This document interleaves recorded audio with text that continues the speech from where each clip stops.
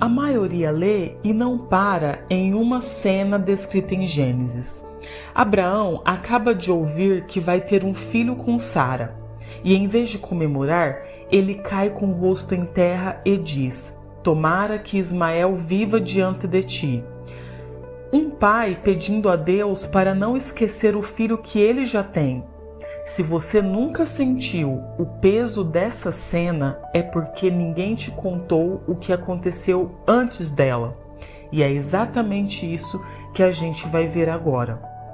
Deus prometeu um filho a Abraão, mas os anos passam, Sara envelhece e o texto não registra novas instruções por um longo período. O silêncio pesa, e então Sara propõe algo culturalmente aceitável na época: que Abraão tenha um filho por meio de Agar. Não era adultério, era prática jurídica comum no Antigo Oriente, mas era uma tentativa de cumprir a promessa por meios humanos. Ismael nasce e durante anos ele é o único filho de Abraão. Nasceu dentro de uma família que acreditava ter encontrado a solução. Mas quando Isaac nasce, tudo muda. E o que acontece a seguir revela algo sobre Deus que quase ninguém percebe. Sara vê Ismael rindo. A palavra hebraica pode indicar zombaria ou simplesmente riso. O texto não detalha a intenção, mas Sara reage com severidade. O filho primogênito se torna então uma ameaça. Abraão sofre. O texto diz que aquilo lhe pareceu muito penoso, mas Deus intervém. E aqui está o ponto decisivo. Deus não diz que Ismael é descartável.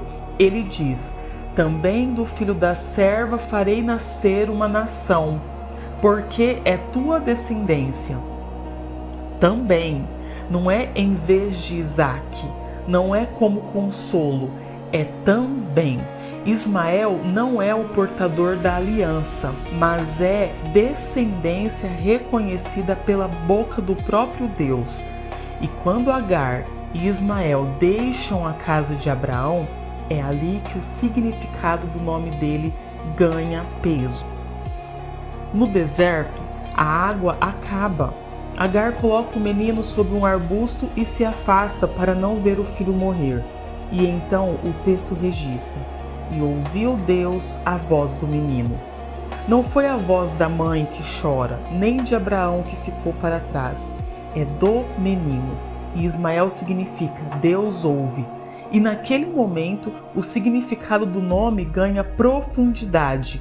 Deus mostra um poço e renova a promessa. Mas tem uma última cena que quase ninguém presta atenção. E ela está lá em Gênesis no capítulo 25. Quando Abraão morre, o texto registra: "E o sepultaram Isaque e Ismael, seus filhos, os dois irmãos, juntos, diante do pai, sem explicação, sem discurso." O texto apenas registra que estavam lá. Ismael estava fora da linhagem da promessa, mas nunca esteve fora do cuidado de Deus. Foi ouvido, honrado na descendência e esteve presente no enterro do pai. É porque o texto registra falhas humanas, mas não registra abandono divino.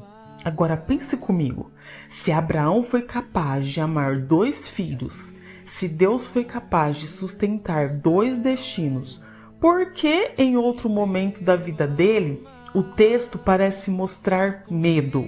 No próximo vídeo vamos analisar uma cena em que Abraão diz: "Ela é minha irmã." E a pergunta não é simples: Abraão mentiu ou nós é que simplificamos demais?